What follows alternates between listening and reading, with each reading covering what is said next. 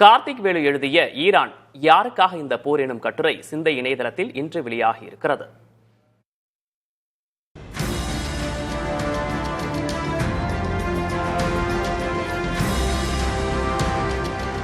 Iran மீது America நடத்தியுள்ள தன்னிச்சையான தாக்குதல் சர்வதேச அரசியலில் பெரும் விவாதத்தை ஏற்படுத்தியுள்ளது. இந்த போர் சர்வதேச சட்டங்களுக்கு எதிரானது என்பதோடு ஒரு சராசரி ஈரானியர் பார்வையில் இது காட்டுத்தீக்கும் பெருவெள்ளத்துக்கும் இடையே மாட்டிக்கொண்ட கதை போன்றது என கார்த்திக் வேலு எழுதிய இந்த கட்டுரை விவரிக்கிறது.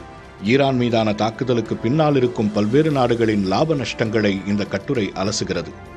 ரஷ்யாவுக்கு இது உக்ரைன் போரிலிருந்து உலக கவனத்தை திசை திருப்பும் வாய்ப்பாகவும் இஸ்ரேலுக்கு தனது ஆதிக்கத்தை நிலைநாட்ட கிடைத்த ஜாக்பாட்டாகவும் பார்க்கப்படுகிறது. அதே சமயம் ஹோர்முஸ் நீரிணை முடக்கம் காரணமாக இந்தியாவின் பெட்ரோல் டீசல் விலை விண்ணை தொடும் அபாயத்தையும் கட்டுரை சுட்டிக்காட்டுகிறது.